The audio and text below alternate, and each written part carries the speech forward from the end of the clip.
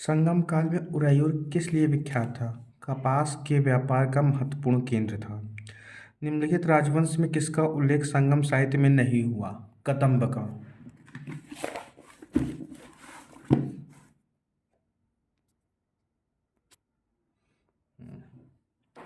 संगम काल में तमिल में महाभारत किसने लिखी? विल्ली पुतुर। अब हम पढ़ेंगे गुप्त काल एवं गुप्तोत्तर काल। निम्नलिखित में से किस वंश ने सबसे अधिक समय तक शासन किया? गुप्त वंश ने। एरण अभिलेख का संबंध किस शासक से है? एरण अभिलेख का संबंध भानुगुप्त से है। एरण अभिलेख से पता चलता है कि भानुगुप्त का मित्र गोपराज हुड़ो के विरुद्ध लड़ता हुआ मारा गया तथा गोपराज की पत्नी अपने पति के शव के साथ अग्नि समाधि ली। यह सती प्रथा का प्राचीनतम अभिलेखी साक्ष्य भी है। मतलब पहला अभिलेखी साक्ष्य सती प्रथा का कौन सा है? एरण अभिलेख है। ठीक है। हरिसेन किस गुप्त शासक का दरबारी कवि था? हरिसेन समुद्रगुप्त का दरबारी कवि था। प्रयाग प्रशस्ति में समुद्रगुप्त के शासनकाल की महत्वपूर्ण जानकारी प्राप्त होती है। पंचतंत्र किसके द्वारा लिखी गई है? विष्णु शर्मा। विशाख दत्त की मुद्राराक्षस, कालिदास की मालविकाग्निमित्रम, अभिज्ञान शकुंतलम।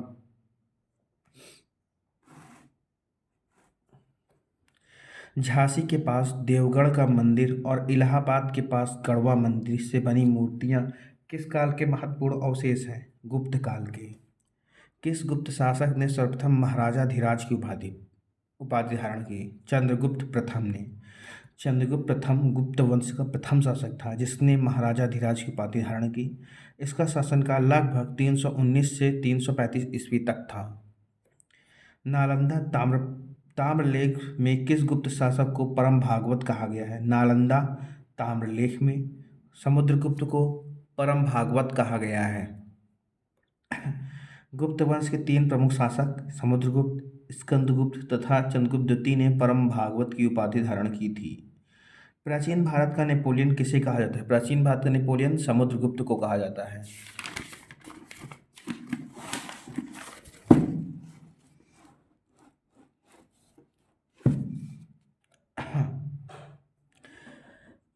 इलाहाबाद स्तंभ अभिलेख की 21वीं पंक्ति आर्यवर्त के कितने शासकों का जिक्र किया गया है? 9। प्रसिद्ध इलाहाबाद प्रशस्ति का लेखक कौन था? हरिसेन। समुद्रगुप्त के विजयों का उल्लेख किसमें मिलता है? इलाहाबाद अभिलेख में। किस वंश ने सबसे अधिक समय तक शासन किया? गुप्त वंश ने। नगरों का क्रमिक पतन गुप्तकाल की एक महत्वपूर्ण विशेषता थी। आर.एस. शर्मा का मानना है कि गुप्त एवं गुप्तोत्तर काल में धन अर्थव्यवस्था का पतन दिखता है। नगरों का क्रमिक पतन किस काल की एक महत्वपूर्ण विशेषता थी? गुप्त काल की। किस शासक वंश ने मंदिरों एवं ब्राह्मणों को सबसे अधिक ग्राम अनुदान में दिया था? गुप्त वंश। गुप्त युग में भूमि राजस्व की दर क्या थी? उपज का 6वां भाग। किसने तर्क दिया कि गुप्त एवं उत्तरोत्तर गुप्त काल में धन अर्थव्यवस्था में पतन दिखता है? आर.एस. शर्मा ने। गुप्त स्वर्ण मुद्राएं अनेक अभिलेखों में किस नाम से अंकित हैं? दिनार। गुप्त स्वर्ण मुद्राएं उनके अभिलेखों में दिनार नाम से अंकित हैं। इनमें से कौन गुप्त काल में औषधि के क्षेत्र में अपने कार्य के लिए जाना जाता है? प्रश्न में दिए गए चारों विकल्पों से संबंधित व्यक्ति गुप्त काल में चिकित्सा से संबंधित नहीं है।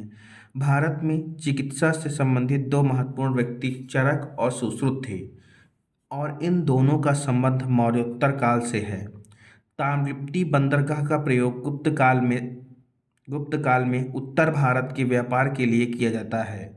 पृथ्वी की अपनी धुरी पर घूमने के कारण प्रतिदिन सूर्योदय एवं सूर्यास्त होता है, यह आर्यभट्ट ने कहा। गुप्त काल में बनी जोती हुई जंगली भूमि को अपृहत कहा गया। अपृहत मतलब इस पर प्रहार ना किया गया हो, मतलब बिना जोती हुई।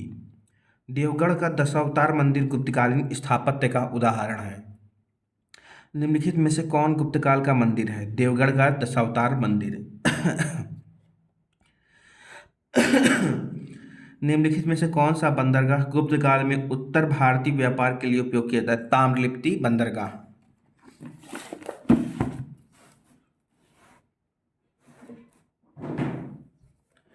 इनमें से किसने पहली बार व्याख्या की थी कि पृथ्वी के अपनी धुरी पर घूमने के कारण प्रतिदिन सूर्योदय एवं सूर्यास्त होता है? आर्यभट्ट। किस प्रकार की भूमि को अपृहत किया कहा जाता है? मतलब जो ज्योति न गई, उस पर प्रहार न किया गया, बिना ज्योति हुई जंगली भूमि को। प्रसिद्ध चीनी यात्री हुआयान ने किसके शासनकाल में भारत की यात्रा की थी? चंद्रगुप्त द्वितीय ने। चंद्रगुप्त द्वितीय किस साम्राज्य के शासक थे? गुप्त। मेहरौली लौह स्तंभ अभिलेख का चंद्र संबंधित है चंद्रगुप्त द्वितीय से। निम्नलिखित गुप्त शासकों में से किसने विक्रमादित्य की उपाधि धारण की? चंद्रगुप्त द्वितीय ने।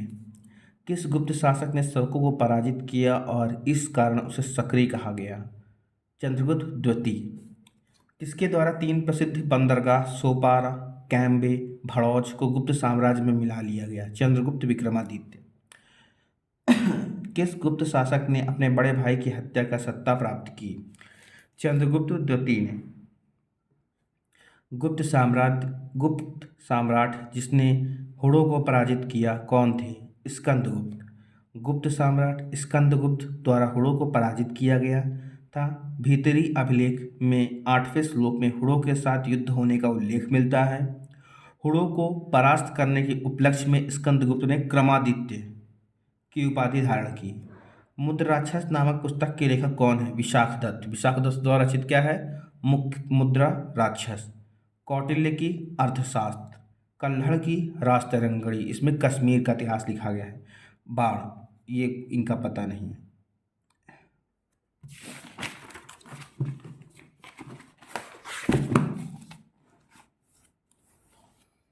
देवी चंद्रगुप्तम नाटक के रचनाकार कौन है? विशाखदत्त। निम्नलिखित में से कौन सा जोड़ा सही नहीं है? आचार्य दंडी की 10 कुमार चरित्र सही है। विष्णु शर्मा की पंचतंत्र, आर्यभट्ट की बृहत संहिता यह गलत है, ठीक है। भास की स्वप्नवास वदता ये भी सही है। अमरकोश में कितने प्रकार की भूमियों का वर्णन किया गया है? अमरकोश में 12 प्रकार की भूमियों का वर्णन किया गया है। अमरकोश में कितने प्रकार की भूमियों का? 12 प्रकार की भूमियों का। आयुर्वेद के प्रसिद्ध ग्रंथ अष्टांग हृदय के रचनाकार कौन है? वाग्भट।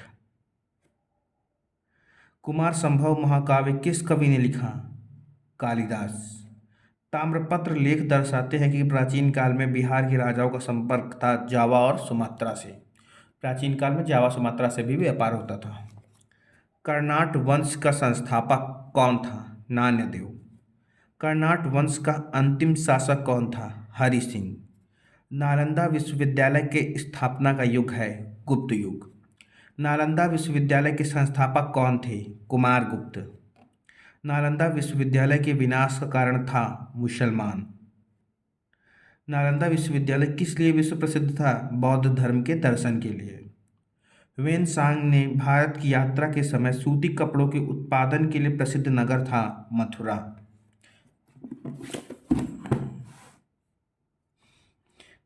ह्वेनसांग हर्षवर्धन के काल 606 से 647 ईस्वी में भारत आया था।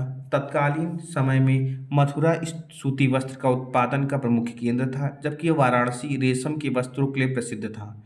चीनी यात्री ह्वेनसांग ने 6 वर्ष तक नालंदा विश्वविद्यालय में अध्ययन किया था। चीनी यात्री ह्वेनसांग ने किस विश्वविद्यालय में अध्ययन किया था? नालंदा विश्वविद्यालय। थानेश्वर राजधानी थी वर्धनों की। कवि बाण निवासी था इनमें से कोई नहीं। हर्षचरित नामक पुस्तक के लेखक कौन है? बाणभट्ट, ठीक है।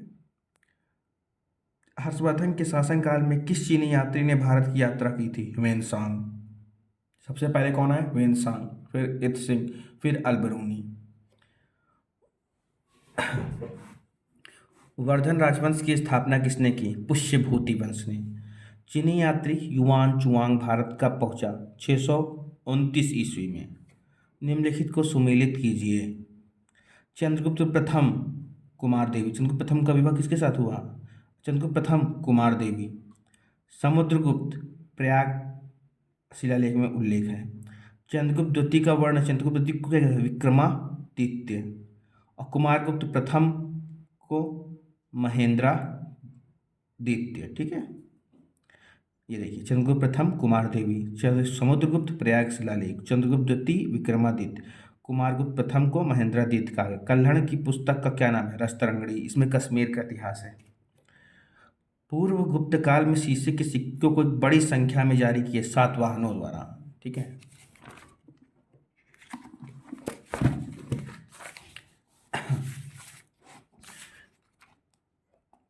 किरात आर्जनियम पुस्तक किसके द्वारा लिखी? कवि भारवी। अब हम पढ़ेंगे 800 ईस्वी से 1200 ईस्वी तक राजनीतिक सामाजिक स्थिति, साहित्य एवं साहित्यकार स्थापत्य। अब देखिए, प्राचीन इतिहास बस खत्म होने वाला है, इसके बाद मध्यकालीन चलेगा। ठीक है, विक्रमशिला विश्वविद्यालय किनके द्वारा स्थापित किया गया था? धर्मपाल। विक्रमशिला विश्वविद्यालय वर्तमान बिहार के भागलपुर जिले में स्थित है। इसकी स्थापना 8वीं शताब्दी में पाल शासक, कौन से शासक थे? पाल वंश के शासक धर्मपाल द्वारा की गई थी। यहाँ के आचार्यों ने दीपांकर श्री ज्ञान का नाम सर्वाधिक उल्लेखनीय है, जो इस विश्वविद्यालय के कुलपति थे। तंजौर स्थित राजराजेश्वर मंदिर का निर्माण किसने करवाया था? राजराव प्रथम ने, 985 ईस्वी से 1014 ईस्वी तक। तमिलनाडु के तंजौर में स्थित राजराजेश्वर मंदिर का निर्माण चोल शासक राजराज प्रथम ने 985 से 1014 ईस्वी द्वारा 11वीं शताब्दी में कराया था। यह मंदिर भगवान शिव को समर्पित है। इसे दक्षिण मेरु के नाम से भी जाना जाता है। यह विश्व की अपनी तरह का पहला और एकमात्र मंदिर है जो कि ग्रेनाइट से बना हुआ है। ग्रेनाइट से बना हुआ है, इंपॉर्टेंट है। खजुराहो के विश्व प्रसिद्ध मंदिरों का निर्माण किसने करवाया? चंदेलों ने। ठीक है, खजुराहो के मंदिर का निर्माण चंदेल राजाओं द्वारा 950 ईस्वी में से 1130 ईस्वी के मध्य कराया गया। यह मंदिर वास्तुकला के नागर शैली से अद्भुत उदाहरण है, जिसमें संपूर्ण मंदिर का निर्माण विशाल चबूतरे पर किया गया था। यहाँ के मंदिरों की नक्काशी हिंदू जीवन शैली के 4 पुरुषार्थ धर्म, अर्थ, काम, मोक्ष को दर्शाती है। ये मंदिर अपनी कामुक भाव से युक्त मूर्तियों के लिए विश्वविख्यात है। किससे? कामुक भाव, कामुक भाव से। वत्सराज किस वंश का प्रसिद्ध शासक था? वत्सराज गुर्जर प्रतिहार का था। संध्या का नंदी के प्रसिद्ध ग्रंथ रामचरितमानस की विषय वस्तु का संबंध किससे है? पाल वंशी शासक रामपाल से। ओदंतपुर शिक्षा का केंद्र निम्न में से किस राज्य में अवस्थित है? ओदंतपुरी, बिहार में। विक्रमशिला शिक्षा केंद्र के संस्थापक कौन है? धर्मपाल। चोल वंश का संस्थापक कौन है? विजयालय। चोल वंश का संस्थापक विजयालय 850 से 871 ईसा पूर्व में था, जिसकी राजधानी तंजावुर थी। 9वीं शताब्दी में चोल पल्लवों के सामंत थे। विजयालय ने नरकेसरी की उपाधि धारण की। विजयालय ने किसकी उपाधि धारण की? नरकेसरी। अब पूछ ले, नरकेसरी की उपाधि किसने धारण की? तो विजयालय ने। और निशुंभ सुरमर्दनी देवी दुर्गा देवी का मंदिर बनवाया। दक्षिण भारत के मंदिरों का आकर्षक द्वार क्या कहलाता था? गोपुरम। दक्षिण भारत के मंदिरों के आकर्षक द्वार गोपुरम कहलाते थे। उल्लेखनीय है कि चोलों के पश्चात तमिल प्रदेश में पांड्यों का शासन स्थापित हुआ और मंदिर के निर्माण शैली का नवीनतम प्रवृत्तियों का आविर्भाव हुआ। पांड्य के काल में शिल्प कौशल को मंदिर के सहायक तथा बहिर्वर्ती भागों पर केंद्रित किया गया। मंदिर के प्रवेश द्वार, जिसे गोपुरम कहते हैं, मध्य एवं विशाल एवं प्रचुर मात्रा में शिल्पकारिता से अलंकृत होते थे। पांड्यकालीन वास्तुकला की विशेषता मंदिर नहीं है, अपितु ये गोपुरम ही है। गोपुरम एक प्रकार का आयताकार भवन होता है जिसका शिखर ऊपर की ओर चौड़ाई और क्रमशः कम होता जाता है। 12वीं शताब्दी में राष्ट्रकूट वंश के 5 शिलालेख किस राज्य में हैं? कर्नाटक में। दक्षिण भारत में साहूकारों को क्या कहा जाता है? चेट्टी।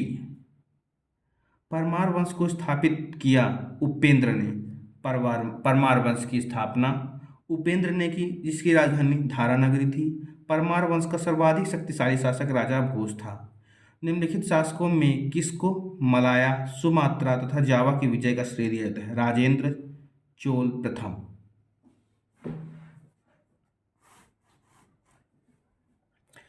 राजेंद्र चोल प्रथम 1014 से 1044 ईस्वी में राजराज प्रथम का पुत्र था।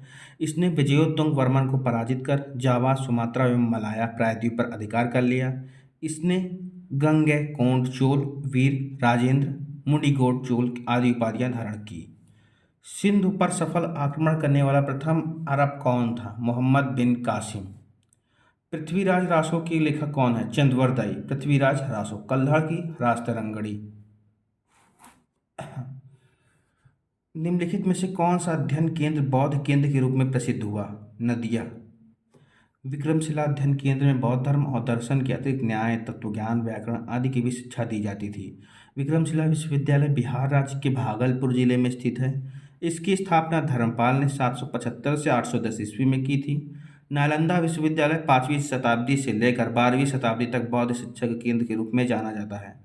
7वीं शताब्दी ह्वेनसांग ने भी यहाँ अध्ययन करने आया था। प्राचीन बौद्ध विश्वविद्यालयों में ओदंतपुरी, नालंदा व विक्रमशिला विश्वविद्यालय थे। नादिया हिंदू धर्म का एक केंद्र था। नादिया किसका केंद्र था? हिंदू धर्म का केंद्र था। स्वर्ण भूमि का वह राजा कौन था जिसने नालंदा में एक बौद्ध विहार की स्थापना की तथा उसके रखरखाव हेतु अपने दूत द्वारा देवपाल से 5 गांव दान में देने के लिए प्रार्थना की थी? वो कौन थे? बालपुत्र देव।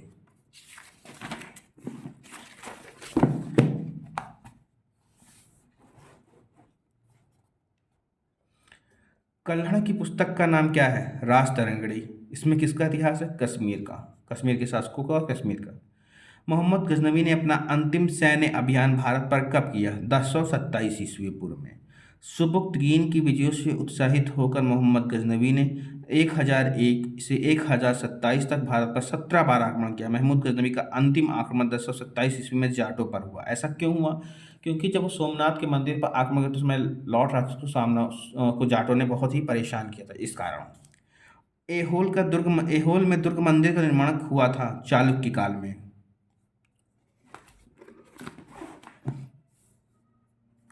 निम्नलिखित में से सबसे पहले भारत आने वाला कौन था? मैगस्थनीज। ठीक है। फिर फाहियान आए, ह्वेनसांग आए, फिर इत्सिंग आए, फिर अलबरूनी आया। प्रथम तराई युद्ध में पृथ्वीराज चौहान ने किसको पराजित किया? प्रथम तराई का युद्ध 1151 ईस्वी में पृथ्वीराज चौहान और मोहम्मद गौरी के बीच में हुआ। इसमें पृथ्वीराज चौहान ने मोहम्मद गौरी को पराजित कर दिया। अजंता की गुफाएं किस राज्य में हैं? अजंता की गुफाएं महाराष्ट्र राज्य में हैं। किस वंश ने सबसे अधिक समय तक शासन किया? गुप्त वंश ने। बद्रीनाथ धाम। बद्रीनाथ धाम किस राज्य में है? बद्रीनाथ धाम उत्तराखंड में है।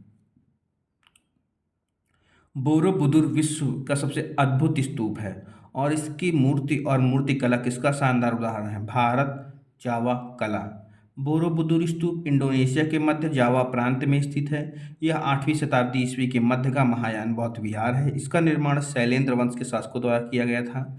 यह स्तूप स्थापत्य की छत एवं सोपान शैली और इसकी तक्षित दीवारों की विलक्षणता के लिए प्रसिद्ध है। भूमि अनुदान किन्हें दिए गए थे जो शाही दरबार से जुड़े हुए थे? भूमि अनुदान ब्राह्मणों को दिए गए थे। ठीक है।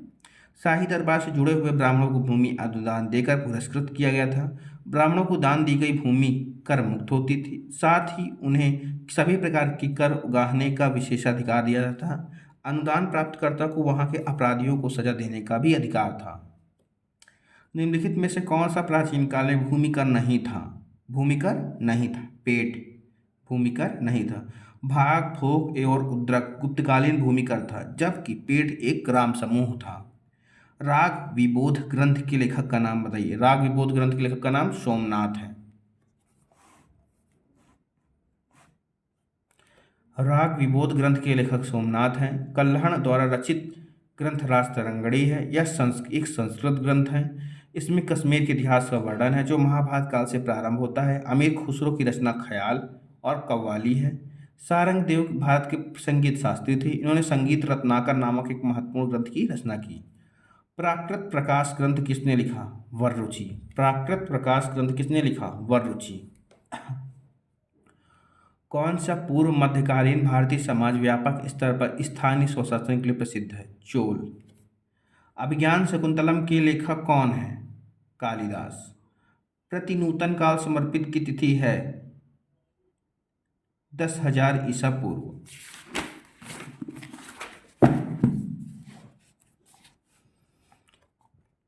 द्वितीय नगरीकरण में किस धातु का प्रमुख योगदान था? लोहा। भारत के प्राचीनतम सिक्के किसके हैं? भारत के प्राचीनतम सिक्के आहत सिक्के हैं। आहत सिक्के क्या होते थे? इसमें चोट की जाती थी। ठीक है। निम्नलिखित में से प्राचीन भारतीय कौन सी लिपि दाहिने से बाईं ओर लिखी जाती थी? उसे खरोष्टी लिपि कहते थे। और ब्राह्मी लिपि क्या होती थी? बाएं से दाएं लिखी जाती थी। निम्नलिखित को मिलाइए। करसापण सिक्के होते थे। पैठन एक मंडी होती थी। कल्याण क्या होता था? समुद्री बंदरगाह। और श्रेणी क्या होता था? एक व्यापारिक संघ होता था।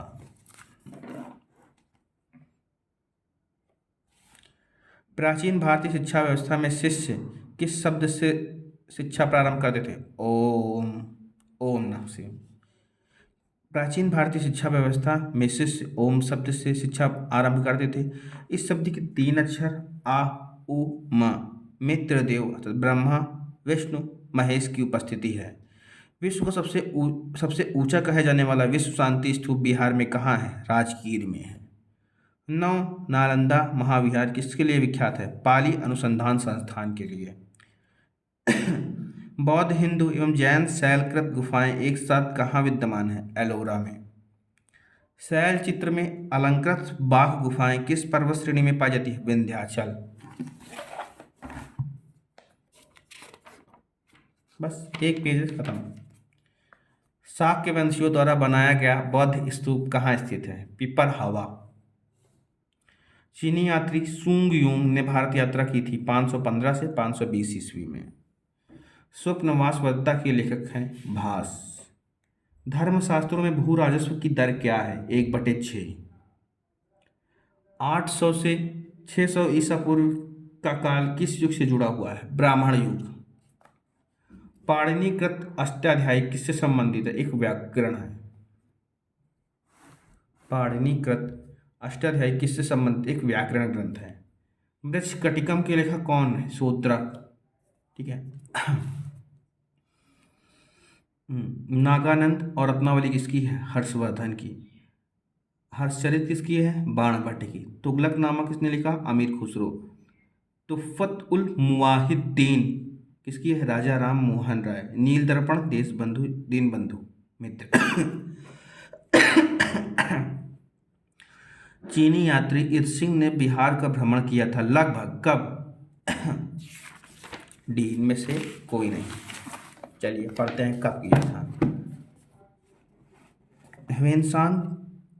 ह्वेनसांग के बाद इत्सिंग ने भारत की यात्रा की। इसने 671 से 695 ईस्वी के मध्य भारत भ्रमण किया। इसने इस दौरान नालंदा में रहकर 400 संस्कृत ग्रंथों का अनुवाद किया। इत्सिंग ने 60 बौद्ध भिक्षुओं की जीवनी भी लिखी। अजंता की चित्रकला निम्न चित्रों का वर्णन मिलता है। अजंता की चित्रकला में से निम्न चित्रों का वर्णन मिलता है। जातक का। सूर्य सिद्धांत के लेखक थे आर्यभट्ट। आर्यभट्ट ने सर्वप्रथम शून्यवाद के सिद्धांत का प्रतिपादन किया तथा बताया कि पृथ्वी अपनी धुरी पर घूमती हुई सूर्य का चक्कर लगाती है। अप्रतिरथ किस हिंदू देवता का एक और नाम है? विष्णु। अप्रतिरथ किस हिंदू देवता का नाम? विष्णु। राजनीति रत्नाकर के लेखक कौन है? चंद्रशेखर। उद्वंत प्रकाश के लेखक कौन है? मौलवी कवि। उद्वंत प्रकाश के लेखक मौलवी कवि हैं। इसके अतिरिक्त बाघ सिंह और उद्वंत विनोद की रचना भी की।